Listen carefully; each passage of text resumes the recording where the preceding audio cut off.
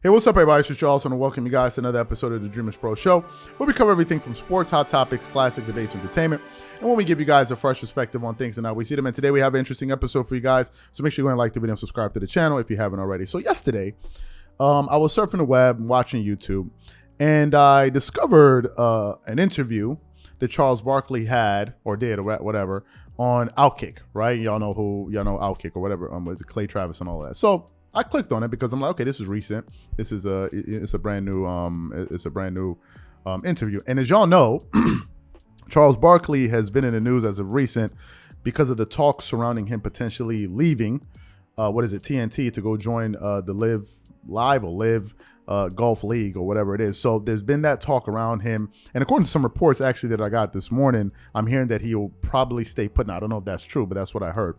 But anyway, as I was watching the interview, you know, he was talking about the challenges around discussing sports on TV, especially live TV. And towards the midpoint of the interview, he became jarringly candid about the fallout between him and his former friend, Michael Jordan. And he opened up in a way that I really hadn't seen him open up before when he was discussing this particular issue. But before we get into his comments, this video is brought to you by our sponsor, Aura, who's also the official sponsor of the Minnesota Timberwolves. Do you know what the fastest growing crime in America is today? It's identity theft.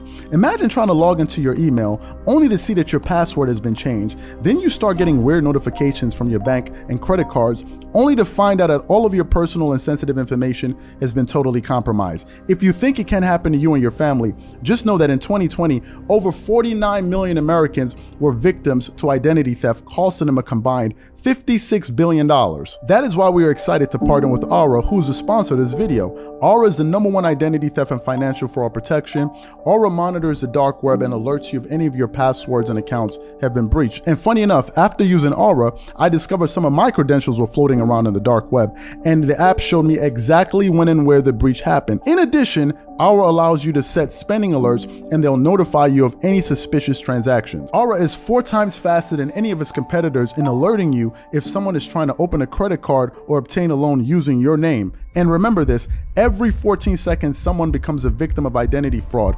Don't let it happen to you. Now click the link in the description and try Aura for free for 2 weeks and see if any of you or your family's personal information has been compromised. Start your free trial at aura.com/dreamerspro. And when you try Aura, by using the link in the description below, also know that you're supporting this channel. Thank you. I want you guys to take a listen to Charles Barkley addressing the fallout between him and Michael Jordan, and then we're going to come back and unpack this thing. So take a listen to that.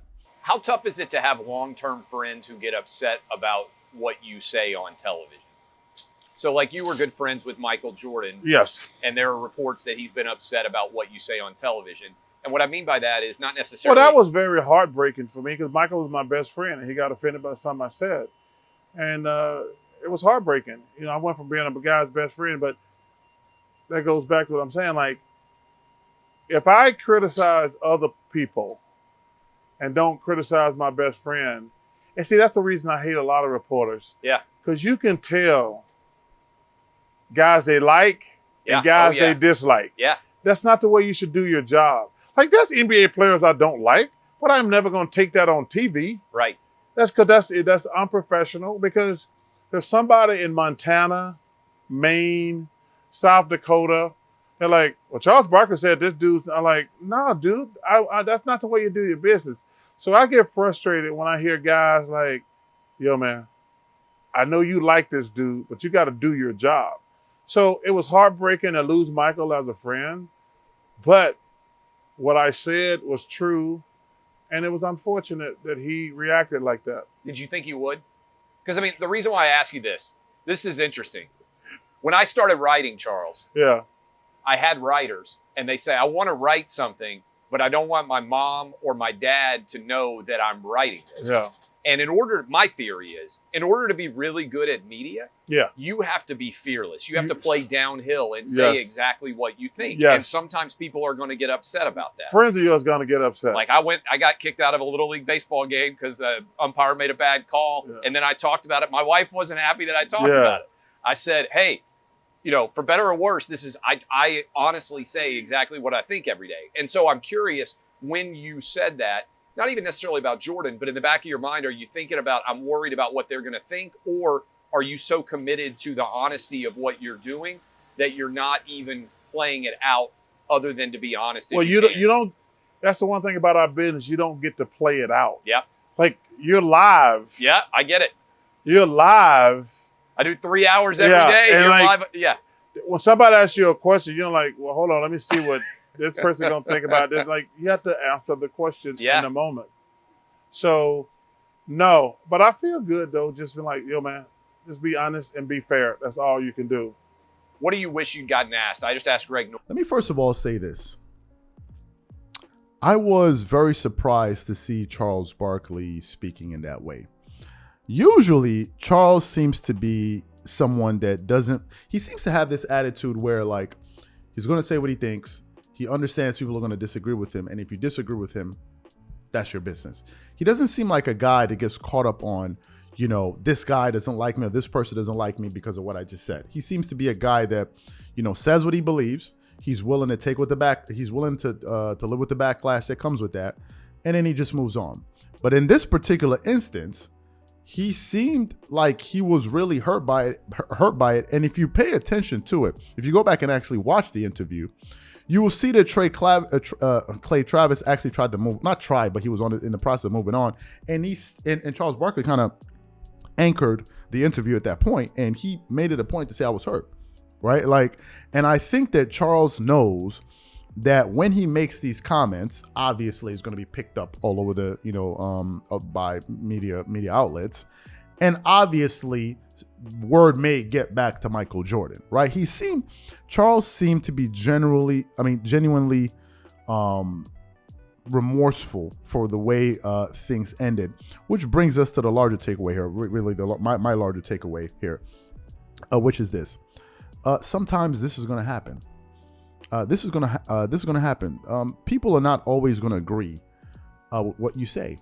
And depending on the person, some may even go as far as cutting you off based on something that you said. I mean, I'll give you guys a practical example of what I'm talking about. Not anything to that level of Michael Jordan and Charles Barkley, but on our channel, we put out videos every day, right? And there are people that like what we say, and there are people that dislike what we say. And some people dislike it to the point where they tell you, I totally disagree with you. I think you're wrong, and I'm unsubscribing. Right? People tell you I'm out, like I'm gone, like I'm out of here. Right? People because they just didn't really agree with what I said. So it happens, right? And some people can disagree with you, and we get this comment all the time.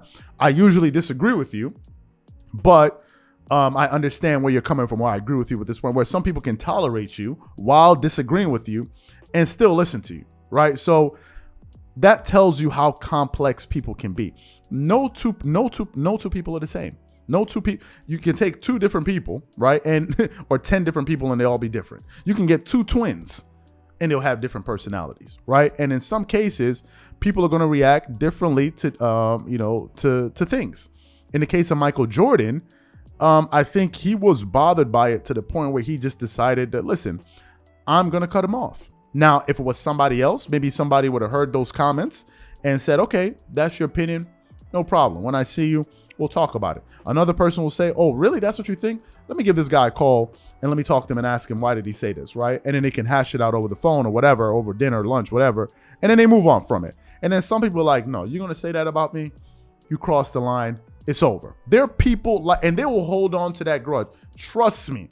There are people that I know that have been, holding on to grudges for 10, 15, 20 years that are not going to talk, right? They're just not going to talk. So to me, I think the part that really surprised me was how candid Charles was being, because I never really heard him talk about it in that way. Like in this particular, the way he was talking about it, he genuinely seemed hurt. And I think Charles was fully aware, was fully cognizant of the fact that media outlets were going to pick up on this, and I'm sure word is going to get back to Michael Jordan. If you listen to some of the recent comments that Michael Jordan's close friend and former teammate Charles Oakley had to say, he said MJ don't want to. What did he say? He said MJ doesn't want to talk to you. He don't want to be your friend. So it seems as if Michael Jordan is really holding on to what Charles Barkley had to say. And for those of you who may be unaware of what Charles Barkley had to say, basically what he said on TNT a number of years ago was that MJ just wasn't doing a great job as a GM. His team wasn't having any success, and he didn't lie. He didn't lie, right? He didn't lie. But I guess maybe Michael Jordan didn't like the fact that he said it publicly, or maybe he wished that Charles Barkley wouldn't have said it at all. But Charles, if you spend any time listening to Charles Barkley and, listen to him talk about his philosophy on broadcasting, he says he can't lie to the audience. He can't lie to the audience. And if he goes up there and just starts covering for guys or picking sides, people are going to lose respect for him. So he had to do his job, number one. And number two, he said, you're live. You're in the moment. So it's not like as if they ask you the question and then you have a moment to sit down and think about it and process it and then come back. He's like, you're live, you're on TV in the moment, and you have to give an answer. So maybe he didn't have enough time to take all of those factors into consideration before he gave his opinion. So to me, that's just the way it is. So the question to you guys is, what do you think about Charles Barkley opening up about his fallout with Michael Jordan? Because y'all remember him and MJ were really, really close. Y'all can go and look at interviews of them on Oprah and all of these different things, cracking jokes. So that's the first thing. And the second question is, do you think that their relationship will be repaired at any point? You look at what happened with Isaiah Thomas and Magic Johnson, and they finally were able to resolve their issues, and they ended up hugging each other and crying. So do you think that they resolve this thing in the future, or do you think the bridge is burnt forever? Whatever you guys think, please leave your thoughts and comments in the comment section. We catch you guys on the next episode, and have a great weekend.